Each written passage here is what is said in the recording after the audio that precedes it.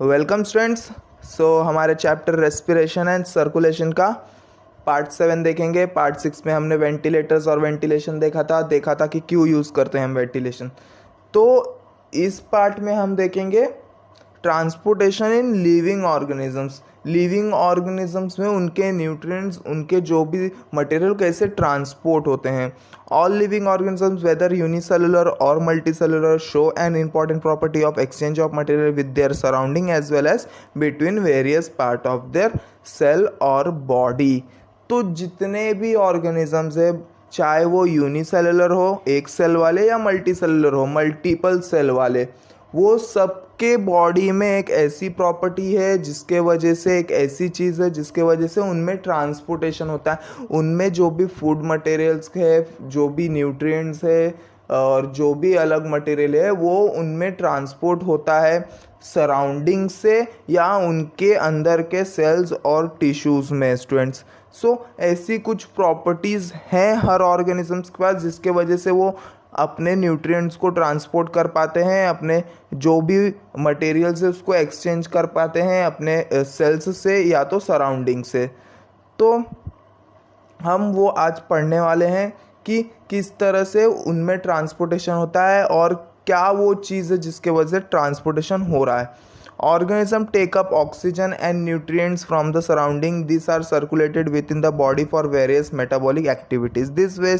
The waste generated within are given out into the surrounding.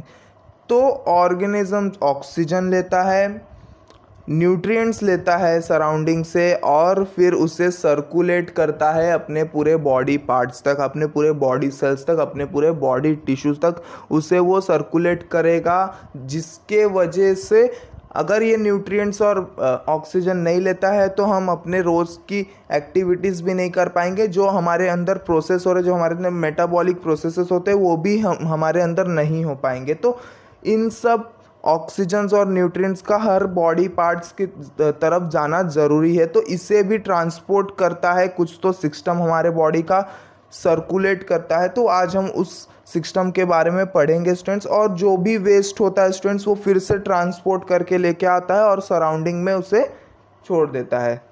Transportation in organisms and animal occurs by diffusion and by active transport between the cells. तो ये transportation किस वजह से होता है organisms में? या तो डिफ्यूजन्स में होगा, डिफ्यूजन मैंने आपको पहले ही बताया है, हाइयर पार्शियल प्रेशर से लेके लोअर पार्शियल प्रेशर तक आएगा और जब तक प्रेशर इक्वल ना हो स्टूडेंट्स। और active transport between the cells, मतलब पहला सेल्स अगर डिफ्यूजन से ले रहा है तो वो सेल्स दूसरे सेल्स को पास करते जाएगा स्टूडेंट्स। तो ये क्या एक्टिव ट्रांसपोर्टेशन है स्टूडेंट्स सेल्स के बीच में। This mechanism is suitable where the surface area of body is large and distance between part of the body in organism is extremely small. तो ये कब होगा स्टूडेंट्स? जब ये बॉडी लार्ज होगी, उन ऑर्गेनिजम्स की बॉडी लार्ज होगी, पर उनके बीच में, उनके ऑर्गन्स के बीच में क्या होगा, बॉडी पार्ट्स के बीच में क्या होगा, स्मॉल डिस्टेंस होना चाहिए। क्या होना चाहिए? स्मॉल डिस्टेंस होना चाहिए उनके पार्ट्स, बॉडी पार्ट्स के बीच में और उनके ऑर्गन्स के बीच में क्या होना चाहिए? स्मॉल डिस्टेंस होना चाहिए। उनका सरफेस भले बड़ा होना चाहिए। सरफेस क्यों बड़ा होना चाहिए? क्यों सराउंडिंग से ले सके अमाउंट में, ज़्यादा अमाउंट में। Cyclosis is the streaming movement of cytoplasm shown by almost all living organisms. Example: Paramecium, amoeba, root hair cells, or many plants and WBCs in animal. It is for transportation within the cell or intracellular transport.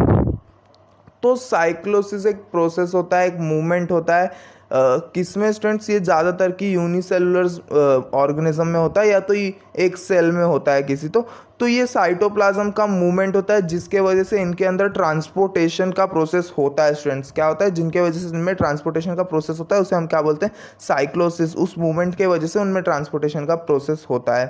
तो क्या क्या example से देखते हैं? पैरामोशियम unicellular है, amoeba unicellular है, root hairs मतलब जो प्लांट्स के रूट हेयर्स रहते हैं तो उनमें भी हो सकता है स्टूडेंट्स। और WBCs हमारे वाइट ब्लड सेल्स में भी जो न्यूट्रिएंट्स होते हैं अंदर जाने के बाद वो उसी तरह से स्प्रेड होते हैं स्टूडेंट्स। इस तरह से वो स्प्रेड होते हैं। इन sponges and coelenterates The surrounding water is circulated through the body cavity. In flatworms, there is a parenchyma circulation. In roundworm, there are no blood vessels and the body fluid is moved around the viscera by contraction of body wall and muscle. This is extracellular transport. तो इसके पहले हमने जो पढ़ा था students वो intracellular मतलब sales के बीच में हो रहा था स्टूडेंट्स, सेल्स के बीच में हो रहा था, वो सेल से सेल की तरफ जा रहा था, सेल से ऑर्गन की तरफ जा रहा था। तो अब इसमें क्या है, जैसे कि स्पॉन्जेस और सिलोन्ट्रेट हो गए, ये फाइलम्स है, उनमें क्या होता है स्टूडेंट्स, वाटर रहती ना, वाटर वो बॉडी कैविटीज में फिल होता है, सर्कुलेट होता है, फिर वो वाटर निकल जाता है। और कुछ फ्लैट वॉर्म्स में क्या रहता है, पैरेनकाइमा सेल्स होते हैं, जिसके वजह से उनमें पैरेनकाइमा सेल्स की वजह से सर्कुलेशन होता है, तो पैरेनकाइमल सर्कुलेशन बोलते हैं। राउंड वॉर्म्स में क्या होता है स्टूडेंट्स, उनमें कोई भी ब्लड वेसल नहीं रहता है, बल्कि क्या होता है उनमें फ्लूइड भरा रहता है स्टूडेंट्स, और उनके जो भी ऑर्गन्स है स्टूडेंट्स उनमें वो डायरेक्टली पहुंचा रहता है स्टूडेंट्स। और क्या होता है स्टूडेंट्स, उनमें फ्लूइड रहता है, वो किस तरह से जाता है, जब उनकी बॉडी कॉन्ट्रैक्ट होती है, रिलैक्स होती है, तो उसके वजह से वो फ्लूइड उनमें उनके बॉडी में ट्रांसफर होता रहता है, उनके सेल्स के पास वो जाता रहता है स्टूडेंट्स। और इसे हम क्या बोलते हैं, extra cellular transport. Extra cellular transport क्यों, मतलब ये सेल्स के बाहर हो रहा है ना स्टूडेंट्स, वो क्या हो रहा था, सेल्स के अंदर ही हो रहा था इसके पहले वाला जो हमने पढ़ा था, तो ये सेल्स के बाहर हो रहा है। अब हम देखते हैं सर्कुलेशन इन एनिमल्स। एनिमल्स में सर्कुलेशन कैसे होता है स्टूडेंट्स।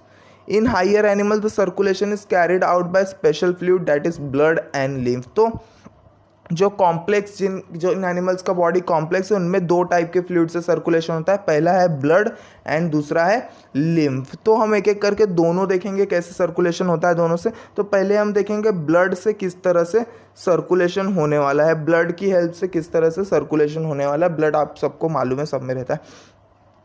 तो ब्लड वस्कुलर सिस्टम देख लेते हैं हम। Higher animals from Annelida to Chordata have a special circulating fluid, the blood which is pumped to the tissues by heart through the blood vessels। तो जो भी कॉम्प्लेक्स एनिमल्स, जितने भी एनिमल्स एनेलिडा फाइलम से लेके कॉर्डेटा फाइलम तक है, उनमें कैसे सर्कुलेट होता है, फ्लूइड की हेल्प से सर्कुलेट होता है। और वो फ्लूइड कौन सा है, ब्लड। ब्लड क्या होता है, पंप करता है, हार्ट क्या करता है, ब्लड को पंप करता है हमारे अलग अलग बॉडी पार्ट्स तक, हमारे अलग अलग ऑर्गन्स तक, हमारे अलग अलग सेल्स तक, थ्रू ब्लड वेसल्स। क्या होने वाला है, ब्लड वेसल्स का यूज़ करके, एक ट्यूब लाइक स्ट्रक्चर्स का यूज़ करके वो हमारे हर ऑर्गन्स को, हर सेल्स को क्या करेगा, वहाँ पे न्यूट्रिएंट्स पहुँचाएगा, वहाँ पे गैसेस पहुँचाएगा स्टूडेंट्स। तो ये है हमारा ब्लड वस्कुलर सिस्टम, जो कि कॉम्प्लेक्स एनिमल में रहने वाला फाइलम एनेलिडा से लेके फाइलम कॉर्डेटा तक स्टूडेंट्स। हमारे पास 10 फाइलम है, आपने पढ़ा होगा 11th या 10th स्टैंडर्ड में स्टूडेंट्स। सो उसमें आपने 10 फाइलम में पढ़ा होगा। एनेलिडा से लेके कॉर्डेटा तक जितने भी फाइलम है स्टूडेंट्स, उनमें सब में ये होने वाला है। There are two type of blood vascular system. तो दो टाइप के ब्लड वस्कुलर सिस्टम से, पहला है ओपन सर्कुलेशन एंड सेकेंड है क्लोज सर्कुलेशन। तो दो टाइप के ब्लड वस्कुलर सिस्टम है, ओपन एंड क्लोज। तो एक एक करके दोनों को देखेंगे। तो पहले देखेंगे हम ओपन सर्कुलेशन क्या होता है। तो देखते हैं ओपन सर्कुलेशन क्या होता है। तो ये याद रखना है कि ब्लड वस्कुलर सिस्टम के दो टाइप है, ओपन और close.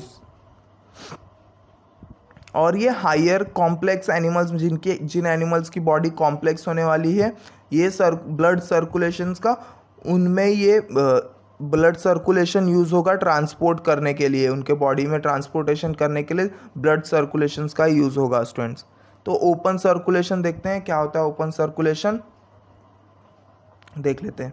In animals having an open circulation, blood is circulated through the body cavity, the visceral organ lie in blood filled body cavity. तो जितने भी एनिमल्स जिनका ओपन सर्कुलेशन ब्लड सिस्टम है, जिनका ओपन सर्कुलर वस्कुलर सिस्टम है, उनमें क्या होता है, उनका जो ब्लड सर्कुलेशन होता है उनके बॉडी कैविटी में होता है स्टूडेंट्स। उनके पास कोई ब्लड वेसल्स नहीं होता है, उनको क्या होता है, पूरे बॉडी कैविटी में होता है, जिसे हम क्या बोलते हैं, हेमोकोइल बोलते हैं। हेमोसील या हेमोकोइल, जो भी आप बोल सकते हैं, प्रोनाउंसिएशन कर सकते हैं। तो हेमोसील, उन एनिमल्स को क्या बोलते हैं, हेमोसिल्स बोलते हैं। क्यों बोलते हैं, क्योंकि उनके अंदर ब्लड वेसल्स नहीं रहते हैं, उनके अंदर कैसा रहता है स्टूडेंट्स, ब्लड डायरेक्टली उनके बॉडी में रहता है, बॉडी कैविटी में उनके पूरे ब्लड रहता है, फ्लूइड रहता है ब्लड का, जो पूरे उनके ऑर्गन्स को नरिश करता है, न्यूट्रिएंट्स पहुंचाता है। The visceral organs lie in the blood field body cavity. तो जो भी उसमें ऑर्गन्स रहते हैं वो क्या करते हैं, उस कैविटी में प्रेजेंट रहते हैं और उस ब्लड से वो न्यूट्रिएंट्स डायरेक्टली लेते हैं students. Exchange of material take place directly between blood and cells or tissues of the body. The blood flows with low pressure and usually does not contain any respiratory pigment like hemoglobin, so it does not transport respiratory gases. Example arthropod, cockroaches and mollusca. तो मैंने पहले ही बोला था इनमें exchange कैसे होने वाला है, डायरेक्टली एक्सचेंज होने वाला है सेल से और डायरेक्टली ब्लड से, उनके बॉडी फ्लूइड से डायरेक्टली वो एक्सचेंज होने वाला है जो भी उनका मटेरियल है, न्यूट्रिएंट्स है। तो इसमें क्या होता है, जो उनका फ्लो होता है ब्लड का, जो बॉडी में उनके डायरेक्टली जो ब्लड फ्लो हो रहा है और लो प्रेशर में फ्लो होता है, और इनके पास कोई भी रेस्पिरेटरी पिगमेंट नहीं होता, इनके पास कोई भी हेमोग्लोबिन नहीं होता है इनके ब्लड के पास। सो इन लोग रेस्पिरेटरी गैसेस तो नहीं वो कर सकते हैं, मतलब इनका जो फ्लूइड है वो रेस्पिरेटरी गैसेस को नहीं एक्सचेंज कर सकता है। एग्जाम्पल आर्थ्रोपोडा, आर्थ्रोपोडा मतलब एंड्स हो गए, क्रैब्स हो गए। सेकेंड कॉकरोच, आपने 11th में इसके बारे में पूरा डिटेल में पढ़ा होगा। थर्ड है मॉल्यूस्क, मॉल्यूस्क में स्नेल्स वगैरह जैसे एनिमल्स आते हैं। तो इन सब में क्या होता है, ओपन सर्कुलेशन होता है। क्या होता है स्टूडेंट्स, ओपन सर्कुलेशन होता है, डायरेक्टली इनमें ब्लड फ्लो होता है, उनमें कोई ब्लड वेसल्स नहीं होगा। तो अब देखते हैं क्लोज्ड सर्कुलेशन क्या होता है। In all the vertebrates, higher mollusc and annelids, blood is circulated all over the body through a network of blood vessels. In this type of circulation, blood flows within the blood vessels and does not come in direct contact with the cells and body cavity. तो जो vertebrates जिनके पास ये रीढ़ की हड्डी present होती है तो उन्हें हम क्या बोलते हैं, वर्टिब्रेट्स बोलते हैं। और हायर मॉलिस्क, मॉलिस्क में जो हायर कॉम्प्लेक्स एनिमल्स है, और एनिलिड्स में जो कॉम्प्लेक्स एनिमल्स है, उनमें कैसे होता है ब्लड सर्कुलेशन स्टूडेंट्स, उनमें होता है ब्लड वेसल्स में, ब्लड किधर, ट्यूब लाइक स्ट्रक्चर्स में ब्लड रहते हैं स्टूडेंट्स, तो उसे हम क्या बोलते हैं, ब्लड वेसल्स बोलते हैं। तो उनमें से ब्लड पास होता है और वो हर एक सेल्स के पास, हर एक टिश्यूज के पास, हर एक ऑर्गन के पास पहुंचता है और उन्हें वहाँ पे न्यूट्रिएंट्स देता है, वहाँ पे एक्सचेंज ऑफ गैसेज होता है उनका। तो ये ब्लड वेसल्स को यूज़ किया जाता है स्टूडेंट्स। और यहाँ पे कोई भी ऑर्गन, कोई भी सेल डायरेक्टली कांटेक्ट में नहीं रहेगा इस फ्लूइड के, ब्लड से या इस बॉडी फ्लूइड से कोई भी डायरेक्टली कांटेक्ट में नहीं रहने वाला है, या कांटेक्ट में रहेगा तो ब्लड वेसल्स के थ्रू ही लेगा, ब्लड वेसल्स के कांटेक्ट में रहेगा जहाँ से वो न्यूट्रिएंट्स ले लेगा हमारे ब्लड से।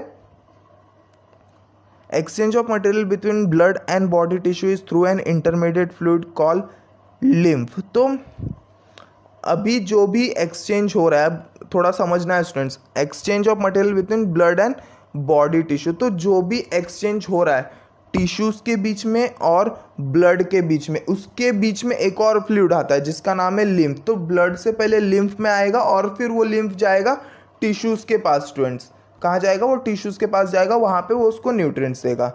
Blood flows with high pressure and contain respiratory pigment like haemoglobin for transportation of respirating. और ब्लड में क्या होता है स्टूडेंट्स, हेमोग्लोबिन प्रेजेंट होता है। क्या होता है, हेमोग्लोबिन प्रेजेंट होता है, जिसके वजह से रेस्पिरेशन की गैसेस, ऑक्सीजन और कार्बन डाइऑक्साइड भी हमारे सेल्स की तरफ पहुंचते रहते हैं। ये हमने पहले पढ़ लिया है पिछले वीडियोस में कि हेमोग्लोबिन होता है और उसका क्या फंक्शन है, हमने वो देख लिया था। तो आपको इधर समझ गया होगा हेमोग्लोबिन क्या कर रहा है, ट्रांसपोर्टेशन ऑफ गैसेस भी कर रहा है। हमारे ब्लड में हेमोग्लोबिन है तो ट्रांसपोर्टेशन ऑफ गैसेस भी होगा, जैसे कि CO2 और O2 का। तो पहले याद रखना है आपको कि ब्लड के बीच में और टिश्यूज के बीच में एक और फ्लूइड आता है जिसे हम लिम्फ बोलते हैं स्टूडेंट्स। तो पहले ब्लड से लिम्फ में जाएगा वो न्यूट्रिएंट्स और फिर लिम्फ से वो टिश्यू में जाएगा न्यूट्रिएंट्स। सो ये आपको याद रखना। अब जो है single circulation and double circulation, क्या, क्लोज ब्लड सर्कुलेशन दो टाइप में डिवाइड है, single circulation and double circulation. Close circulation का दो टाइप है स्टूडेंट्स, तो एक एक करके दोनों को देखेंगे, सिंगल सर्कुलेशन, क्लोज सर्कुलेशन। तो देखते हैं सिंगल सर्कुलेशन क्या होता है। याद रखना है यहाँ पे वेसल्स ही यूज होने वाले, ब्लड वेसल्स रहने ही वाले हैं students. In single circulation, the blood passes through heart only once during each cycle, as in fish. Deoxygenated blood is pumped from heart towards gill, where it undergo oxygen. तो ये आपको याद रखना है कि कॉम्प्लेक्स एनिमल है तो उनमें हार्ट होने वाले हैं, तो हार्ट है। पर सिंगल सर्कुलेशन में क्या होता है, जो ब्लड है वो एक ही बार हार्ट के पास जाएगा। हर एक साइकिल में क्या करेगा, वो एक ही बार हार्ट के पास जाएगा, जैसे कि फिश के हार्ट का होता है, जैसे कि फिश का हार्ट। फिश यहाँ पे एक एग्जांपल है स्टूडेंट्स। तो क्या होता है स्टूडेंट्स, डीऑक्सीजनेटेड ब्लड कहाँ जाएगा, हार्ट की तरफ जाएगा, और हार्ट से वो गिल्स की तरफ जाएगा स्टूडेंट्स।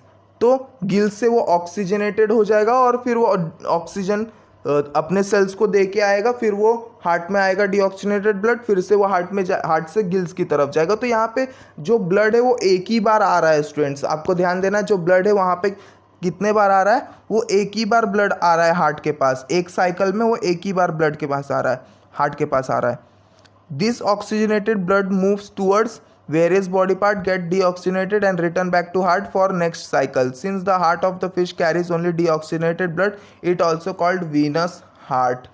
तो क्या हो रहा है स्टूडेंट्स, जो ऑक्सीजनेटेड ब्लड है वो जाएगा बॉडी पार्ट्स की तरफ, बॉडी पार्ट्स को ऑक्सीजन देगा, फिर वो क्या हो जाएगा, डीऑक्सीजनेट हो जाएगा, उसमें अब ऑक्सीजन नहीं रहेगा, और फिर वो डीऑक्सीजनेटेड ब्लड कहाँ आएगा, फिर से हार्ट के पास आएगा, और फिर से वो साइकिल कंटिन्यू चलता रहेगा, फिर से गिल्स के पास जाएगा, फिर ऑक्सीजन देगा, फिर डीऑक्सीजनेटेड ब्लड हार्ट के पास आएगा। तो इसमें क्या हो रहा है, बस डीऑक्सीजनेटेड ब्लड ही है हार्ट के पास, ऑक्सीजनेटेड ब्लड एक भी बार नहीं आ रहा है हार्ट के पास सिर्फ डीऑक्सीजनेटेड ब्लड आ रहा है। इसीलिए हम इसे क्या बोलते हैं, वीनस हार्ट। मतलब वेनस हार्ट मतलब वेन्स वाले हार्ट। वेन्स में क्या होता है, डीऑक्सीजनेटेड ब्लड होता है। वेन्स क्या है, वेसल का टाइप, दो टाइप के वेसल्स होते हैं, वेन्स एंड आर्टरीज। तो वेन्स क्या है, जिसमें डीऑक्सीजनेटेड ब्लड रहता है, तो इसलिए हम इसे क्या बोलते हैं, वेनस हार्ट। क्या नाम है, वेनस हार्ट। अब यहाँ पे आपको ये सिंगल सर्कुलेटरी सिस्टम समझ में आएगा।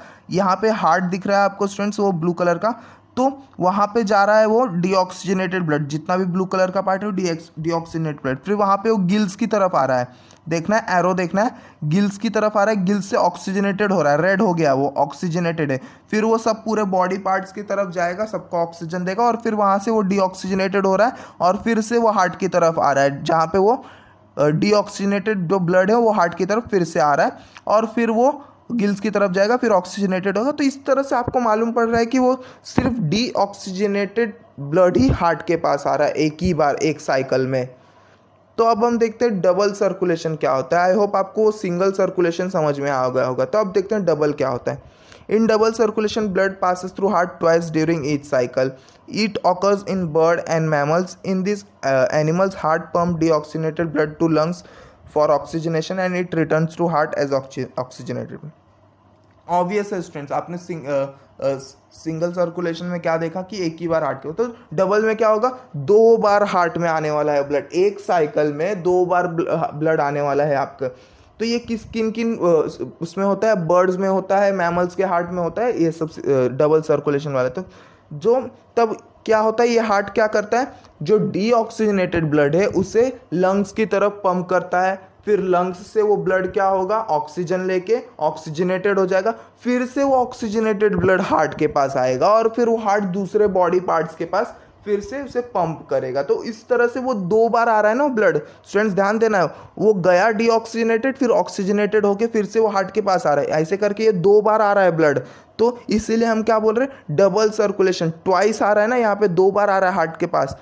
पहले वो डीऑक्सीजनेटेड होता है, फिर वो ऑक्सीजन लेके लंग्स से फिर से हार्ट में आ रहा है ऑक्सीजनेटेड होके, फिर वो बॉडी पार्ट्स के पास जा रहा है, फिर बॉडी पार्ट से वो डीऑक्सीजनेटेड होके फिर से हार्ट में आएगा, फिर से लंग्स में जाएगा, फिर से हार्ट में आएगा, फिर से बॉडी पार्ट्स में जाएगा। फिर ये साइकिल चलते रहता है स्टूडेंट्स। और आप ध्यान देना, एक साइकिल में यहाँ पे दो बार आ रहा है ब्लड हार्ट में, कितने बार आ रहा है, दो बार आ रहा है ब्लड हार्ट में। तो ये आपको ध्यान देना है स्टूडेंट्स, यहाँ पे समझना है बात को कि डबल सर्कुलेशन हमने क्यों बोला है, क्योंकि यहाँ पे एक साइकिल में ब्लड दो बार हार्ट के पास आ रहा है स्टूडेंट्स। पहले वो डीऑक्सीजनेटेड होके आता है, फिर वो ऑक्सीजनेटेड होके आता है लंग्स से। तो यहाँ पे दो बार आ रहा है हार्ट के बीच में, हार्ट में जो हमारा ब्लड है स्टूडेंट्स, इसीलिए हम इसे क्या बोल रहे हैं स्टूडेंट्स, डबल सर्कुलेशन बोल रहे हैं। क्या बोल रहे हैं, डबल सर्कुलेशन। क्लोज में क्यों इंक्लूड किया है, क्योंकि ये ब्लड वेसल्स के थ्रू हो रहा है। क्लोज सिस्टम में क्यों इंक्लूड किया है, क्योंकि ये ब्लड वेसल्स के थ्रू हो रहा है। आगे देखते हैं, this is pulmonary circulation, the oxygenated blood is pumped from the heart towards various body part except lung and return back to the heart as deoxygenated blood. This is systematic circulation. Human heart shows double circulation. तो this is pulmonary circulation मतलब क्या होता है? Pulmonary मतलब होता है related to lungs and intercostal muscles, मतलब lungs से जो भी मसल्स जुड़े हुए हैं, लंग्स से जो भी पार्ट जुड़ा हुआ है उधर से जो भी सर्कुलेशन होता है उसे हम क्या बोलते हैं? पल्मोनरी सर्कुलेशंस बोलते हैं स्टूडेंट्स। तो जो ऑक्सीजनेटेड ब्लड है वो फिर से पंप होगा हमारे पूरे बॉडी पार्ट्स की तरफ, except lungs. Oxygenated blood lungs की तरफ नहीं पंप होगा, वो पूरे बॉडी पार्ट्स की तरफ पंप होगा स्टूडेंट्स। इसीलिए हम इसे क्या बोलते हैं? Systemic circulation. क्या बोलते हैं? Systemic circulation. सिस्टम से हो रहा है ना, एक सिस्टम से काम हो रहा है ना स्टूडेंट्स। डीऑक्सीजनेटेड ब्लड जा रहा है, फिर वो आ रहा है, फिर वो फिर से दूसरे बॉडी पार्ट्स में जा रहा है, तो एक सिस्टम है यहाँ पे, तो इसलिए हम क्या बोलते हैं? Systemic circulation. तो यहाँ से हमें क्या पता चल रहा है स्टूडेंट्स? हार्ट क्या है? डबल सर्कुलेशन शो कर रहा है। जो ह्यूमन हार्ट है वो क्या कर रहा है? डबल सर्कुलेशन का प्रोसेस शो कर रहा है, क्योंकि यहाँ पे ब्लड 2 बार हार्ट में आ रहा है। पहले वो बॉडी पार्ट से डीऑक्सीजनेटेड होके हार्ट में जाएगा, फिर हार्ट उसे पंप करके लंग्स के पास भेजेगा, लंग्स से वो गैसेस लेगा, ऑक्सीजन लेगा, ऑक्सीजनेटेड होगा, फिर से वो हार्ट में आएगा, फिर से हार्ट उसे पंप करेगा और पंप करके वो दूसरे बॉडी पार्ट्स की तरफ लेके जाएगा। फिर ये प्रोसेस चलते रहता है। तो एक साइकिल में वो 2 बार आ रहा है ब्लड हमारे हार्ट में, इसीलिए हम उसे क्या बोलते हैं? Double circulation. स्टूडेंट्स क्या बोलते हैं? Double circulation. एक वीडियो से हमें डबल सर्कुलेशन समझ जाएगा क्या होता है स्टूडेंट्स, यहाँ पे आपको समझ जाएगा क्या हो रहा है। तो ये हमारा पूरा बॉडी है, हमारे हार्ट है, हमारे ब्लड्स वेसल्स हैं यहाँ पे, और ये हमारा ब्लड है। तो ये हमारा हार्ट है स्टूडेंट्स, ध्यान देना है। चलते हैं हार्ट की तरफ। तो यहाँ पे देखना है हार्ट ब्लड पंप करता है,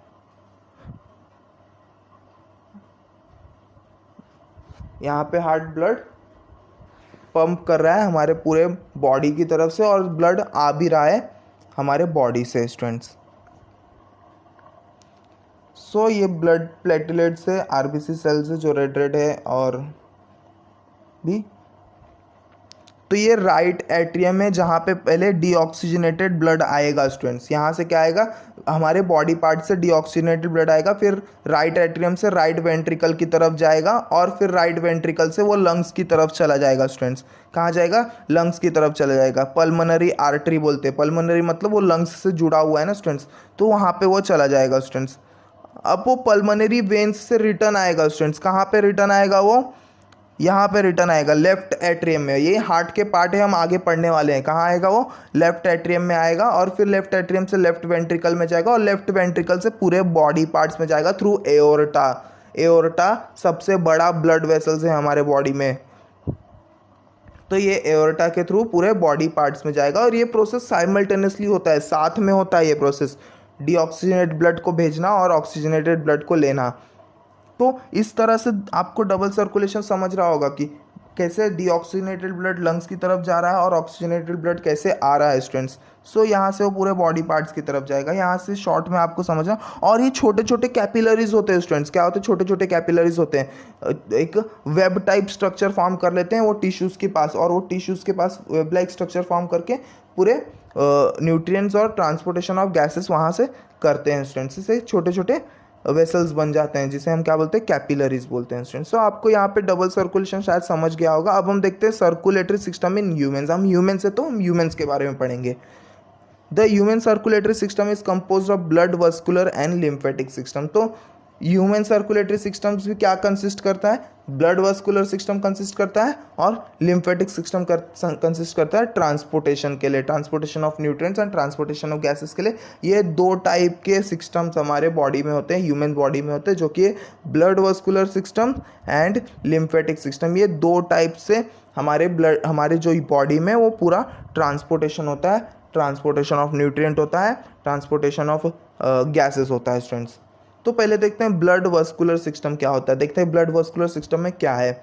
in human being it consist of blood, heart and blood vessels. तो ह्यूमन बीइंग में ट्रांसपोर्टेशन के लिए ये सब पार्ट्स स्टूडेंट्स, जैसे कि ब्लड है, हार्ट है और ब्लड वेसल्स, तो ये सब मिलके क्या करते हैं? ट्रांसपोर्टेशन का प्रोसेस करते हैं। It is responsible for various function like transport, homeostasis and protection. तो बहुत सारे फंक्शन है जैसे कि ट्रांसपोर्ट ऑफ जो भी आपका मटेरियल है, हेमियोस्टेसिस मतलब मेंटेनेंस ऑफ द प्रोसेस, जितने भी हमारे अंदर मेटाबॉलिक प्रोसेस, फिजियोलॉजिकल प्रोसेस होते हैं, बायोलॉजिकल प्रोसेस है, तो उसे ये मेंटेन करके रखता है। क्या करके रखता है? मेंटेन करके रखता है। और प्रोटेक्शन, प्रोटेक्शन मतलब हमारे ब्लड में बहुत सारे टाइप के एंटीबॉडीज़ होते हैं जिसके वजह से प्रोटेक्ट कर सकते हैं। एंटीबॉडीज़ होते हैं और भी कुछ सेल्स रहते हैं, वाइट ब्लड सेल्स रहते हैं, जिनके वजह से हम बाहर से मतलब बाहर के दूसरे एंटीजन्स या फॉरेन पार्टिकल से हम प्रोटेक्ट रहते हैं। तो ये सब हमारे ब्लड में प्रेजेंट होता है, तो इसलिए इसके फंक्शंस है transport, homeostasis and protection. Homeostasis आपने 11th में भी पढ़ा होगा। तो आपको उतना याद है, maintenance of biological, metabolic and जो भी हमारे बॉडी में प्रोसेस होते हैं उसको मेंटेन करके रखता है स्टूडेंट्स। तो देखते हैं blood composition and coagulation, blood के अंदर क्या क्या है, और कोगुलेशन देखते हैं क्या होता है ब्लड में। Study of blood is called haematology. तो ब्लड की स्टडी को, ब्लड के बारे में हम जो जो पढ़ेंगे उस स्टडी को क्या बोलेंगे हम? Haematology. An average adult has about 4 to 6 liters of blood. It is a red-colored fluid connective tissue derived from embryonic mesoderm. It is slightly alkaline, pH of 7.4, salty and viscous fluid. तो एक adult में average 4 to 6 litre of blood होने वाला है, और जो हमारा blood है वो रेड कलर का रहता है, रेड कलर का फ्लूइड है। कनेक्टिव टिश्यू, आप समझ गए होंगे कि वो कनेक्ट कर रहा है एक ऑर्गन से दूसरे ऑर्गन, तो उसे हम कनेक्टिव टिश्यू बोलेंगे। और ये कैसे डिराइव हुआ, कहाँ से डिराइव हुआ है? एक्चुअली हमारे एम्ब्रियोनिक डेवलपमेंट में 3 टाइप के जर्म लेयर होते हैं, जिसमें से एक जर्म लेयर है मेसोडर्म, तो वहाँ से ये इसका ओरिजिन है, ब्लड का क्या है? ओरिजिन है। और ये अल्कलाइन होता है, थोड़ा सा बेसिक होता है नेचर में, जो pH 7.4 होता है, बेसिक नेचर में होता है, टेस्ट में सॉल्टी होगा। और ये विस्कस फ्लूइड है स्टूडेंट्स। क्या है? Viscous fluid. जैसे शहद होता है ना स्टूडेंट, थोड़ा डेंस होता है, तो वो इसी तरह से ब्लड भी क्या है? वो डेंस है, जिसे हम क्या बोलेंगे? विस्कस है, विस्कस फ्लूइड है। तो ये सब कुछ इन्फॉर्मेशन है ब्लड के बारे में, अच्छे से आपको याद रखना। शॉर्ट नोट्स भी लिखने को आ सकता है ब्लड के ऊपर, कि शॉर्ट नोट लिखना है आपको करके, तो ये सब आपको लिखना है ब्लड के बारे में। तो 4 से 6 लीटर एक अडल्ट में रहने वाला है, और रेड कलर का है। कहाँ से डिराइव हुआ है? तो आपको लिखना है एम्ब्रियोनिक मेसोडर्म से डिराइव हुआ है, और ये अल्कलाइन है नेचर में, लगभग 7.4 pH का, और ये सॉल्टी होगा, और ये एक विस्कस फ्लूइड है स्टूडेंट्स। सो ये सब चीज़ें आपको ब्लड के बारे में याद रखनी है। और आगे हम देखते हैं क्या क्या है।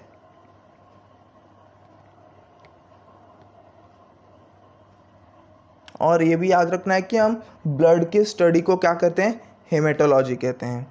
It has 2 main components, the fluid plasma 55% and formed elements that is blood cells 44%।